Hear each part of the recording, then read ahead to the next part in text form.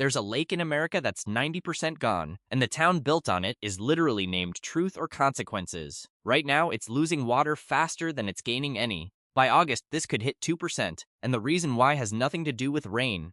Picture standing at the edge of what was once one of the largest lakes ever built by human hands. Instead of water, what stretches out in front of you for miles is cracked, sun-baked clay, ground that hasn't seen daylight in over 100 years. This is Elephant Butte Reservoir in New Mexico, the centerpiece of the entire Rio Grande water system. When its dam was completed in 1916, it was the largest reservoir on the planet, capable of holding more than 2 million acre-feet of water, enough to sustain an entire region's farms, cities, and economy for generations. Today, the water sits at an elevation of 4,311 feet, roughly 94 feet below the level it's supposed to be at. 94 feet of water simply gone. 1 year ago, the reservoir was at 11.9% full. In the 12 months since, it has lost almost 45,000 acre-feet, a volume that could supply tens of thousands of households for an entire year.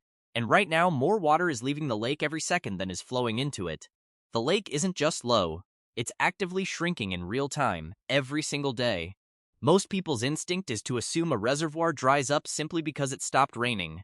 But that's not actually what happened here, and this distinction changes everything about how serious this situation really is. The mountains that feed the Rio Grande did get snow this winter. Not a lot, but some. The real problem wasn't how much snow fell, it was when it melted. By mid-April, the snowpack in the Rio Chama Basin, one of the river's key tributaries, was sitting at just 4% of its historical average. The headwaters of the Rio Grande itself were at only 13% of average, and the Jemez Mountains had already melted out completely, weeks ahead of schedule.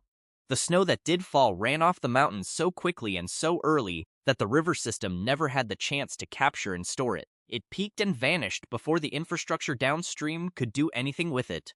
The consequence of this timing mismatch showed up almost immediately. By March 27th, a stretch of the Rio Grande near Santa Acacia ran completely dry, the earliest that particular reach of river has gone dry in 30 years. To put that in perspective, imagine a delivery truck arriving at a warehouse a full season early, dumping its entire shipment on the loading dock before the warehouse doors are even open, and then driving off with nothing left to deliver when it's actually needed. That's essentially what happened to this year's snowmelt. It showed up, and then it was gone, all before the system could put it to use.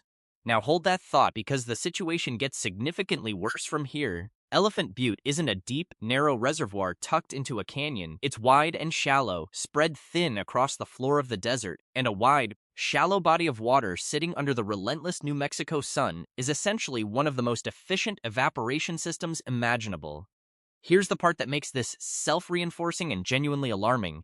The less water there is in the reservoir, the larger the proportion of that remaining water gets lost directly to evaporation. As the surface area shrinks relative to depth, evaporation eats away at a bigger and bigger slice of what's left. The lake is essentially being consumed from above, straight up into the atmosphere, even on days when not a single gate at the dam is open. Carolyn Donnelly, the water operations supervisor for the Bureau of Reclamation in Albuquerque, the federal agency responsible for managing this dam, summarized the bigger picture starkly. In her words, this is the third consecutive year of very low flows, at least in the northern part of the state.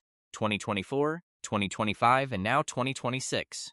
When asked directly how low the reservoir could realistically fall, she said the projection points to around 2% by August, a number based on the assumption of a poor monsoon season this summer. But there's a third force at work here, and it's one that most people watching the lake's water level would never even think to look for, because it happens hundreds of miles upstream, long before any of this water would have reached the reservoir in the first place. The Rio Grande doesn't flow untouched from its source in the Colorado mountains all the way down to Elephant Butte. It's tapped continuously along the entire route. Farmers in Colorado began diverting water from the river in mid-March. Irrigation systems in New Mexico started pulling water in late March. So by the time this year's early snowmelt was rushing south toward the reservoir, the diversion points, the straws so to speak, were already active and drawing from the river ahead of it. Water that, in a normal year, would have accumulated behind the dam was instead being pulled out for agricultural use hundreds of miles upstream, before it ever had the chance to arrive. Think about what that means when you put all three pieces together. The snowmelt arrived too early to be captured. The reservoir itself is shaped in a way that maximizes evaporation loss as it shrinks, and the river feeding it was already being drawn down from above before the water even got close. Three separate forces all pulling in the exact same direction, and in this particular year, all three intensified at once, compounding on top of each other. To really understand how dramatic this collapse is, it helps to zoom out and see the whole picture. Find the Rio Grande on a map. It's the river that traces the border between the United States and Mexico, originating high in the mountains of southern Colorado. Follow it south through New Mexico, past Albuquerque, past Socorro, and you'll reach the desert basin just north of Truth or Consequences. This is where, when the dam was finished in 1916, engineers created what was at the time the largest reservoir anywhere on Earth, a man-made inland sea in the middle of the desert holding over 2 million acre-feet of water. Now zoom back into today. The water that should be filling that basin has retreated hundreds of yards from where the shoreline used to sit. Boat ramps that once extended into the lake now simply end on dry, exposed dirt. Marinas that were built to float on water now sit on cracked mud flats. And the dam itself, that massive concrete wall completed over a century ago, now stands more than 90 feet above the current surface of the water it was built to hold back. It's a structure engineered for a lake that, functionally, is no longer there. Here's the detail that should genuinely stop people in their tracks. This reservoir was specifically engineered to survive drought. That wasn't a side benefit. It was the entire point of the project. The Rio Grande system was designed around the principle of banking surplus water during wet years so it could be released during dry years, ensuring that downstream farms would never run short. It is, by design, the region's insurance policy against exactly this kind of scenario. And that insurance policy is now sitting at 9.6% of its value. A natural assumption at this point might be that a single good year, one big snowpack, one strong monsoon season could undo all of this damage and bring the reservoir back. According to Donnelly, that's simply not how this works. She was direct about the reason. There is no additional reservoir storage upstream of Elephant Butte. There's no secondary tank, no backup system to draw from while waiting for conditions to improve. Whatever water has already been lost, to early melt, to evaporation, to upstream diversion, is permanently gone. The recovery, if it happens at all, would have to happen from whatever baseline the reservoir is sitting at when the next wet year arrives. And then there's the historical comparison that puts everything into perspective. The last time Elephant Butte dropped to a level anywhere near this low was 1954. More than 70 years ago, during one of the most severe droughts in New Mexico's recorded history. At that time, the reservoir bottomed out at roughly 13,000 acre-feet. The current projections for this August put the reservoir within striking distance of that same historic floor. This isn't a comparison to a recent rough patch or an unusually dry year within living memory of normal operations. This is a comparison to the single worst drought year that anyone alive today has ever witnessed at this reservoir. Here's where the situation becomes almost paradoxical, and where it stops being just a story about a shrinking lake and becomes a story about competing obligations layered across an entire continent. Even as the reservoir empties at an accelerating rate, the dam's gates are wide open right now, actively releasing water downstream. Over Memorial Day weekend, roughly 750 cubic feet per second were flowing out of the dam, while only about 50 cubic feet per second were flowing in. That's outflow exceeding inflow by a factor of 15. The lake is being drained 15 times faster than it's being refilled by deliberate decision at the exact moment when every drop should arguably be staying put. Why would anyone do this? Because that water isn't optional, it's owed. Downstream of Elephant Butte sit the farmlands of southern New Mexico, the city of Las Cruces, and across the state line, El Paso, Texas, a city of nearly 700,000 people that depends on this river for its water supply every single summer. And the chain of obligation doesn't stop at the U.S. border. Under a treaty signed in 1906, the United States is legally bound to deliver 60,000 acre-feet of Rio Grande water every year to Mexico into a canal system above Ciudad Juarez. A river that currently can't even keep its own primary reservoir full is still operating under a 120-year-old international treaty requiring it to keep delivering water across a national border.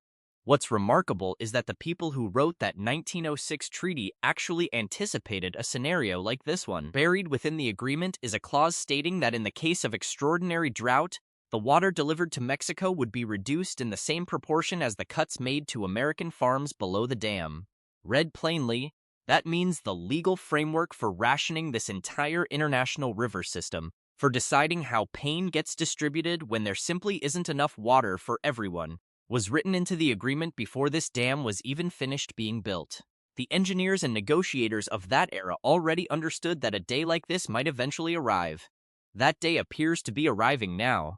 Adding another layer of complexity, the water released from Elephant Butte doesn't travel directly to its final destinations. It's captured again just a few miles downstream at a smaller regulating reservoir called Caballo, and metered out from there. It's essentially a relay system, one shrinking pool of water being handed off to another, with each step in the chain facing the same underlying shortage.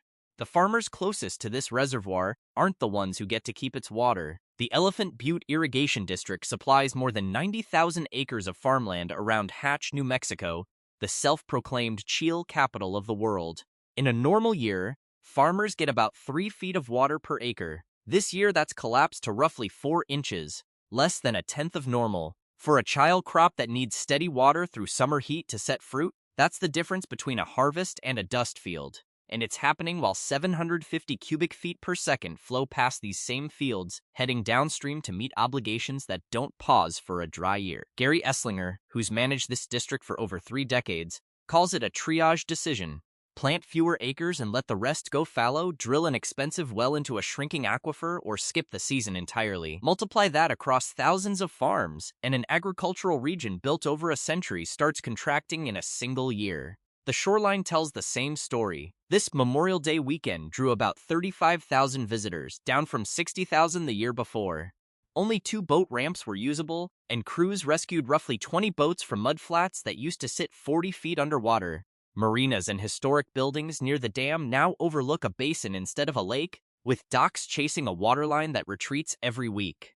The bigger shift isn't happening at the shore, it's happening in policy. In May, the U.S. Supreme Court approved a settlement requiring New Mexico to cut groundwater pumping by 200 acre-feet annually over the next decade. Officials have already said the easiest way to hit that target is buying out farm water rights and permanently retiring farmland. The same farms around Hatch already down to 4 inches this year. The drought is the visible crisis. Underneath it is a permanent reckoning over who keeps farming in this desert at all. The cascade runs in layers. A tourism town loses half its biggest weekend. A 90,000-acre farming district gets rationed to near nothing. Nearly 1 million people in Las Cruces and El Paso lean harder on groundwater as the river runs thin, and a 1906 treaty obligation to Mexico continues regardless. Everything now depends on the monsoon. Officials are already projecting a weak one, which is how they arrive at 2% by August. A strong monsoon buys time but starts next year from an even lower floor. A weak one pushes the reservoir toward levels not seen since 1954, with no reserves left and a possible 4th dry year ahead. And the longer the lake stays this low, the more of any future water simply evaporates before anyone can use it. So the question for truth or consequences, and for everyone downstream, isn't when the lake refills. It's this. If the largest reservoir ever built can fall to 2% in a single dry stretch, what's holding up everything connected to it?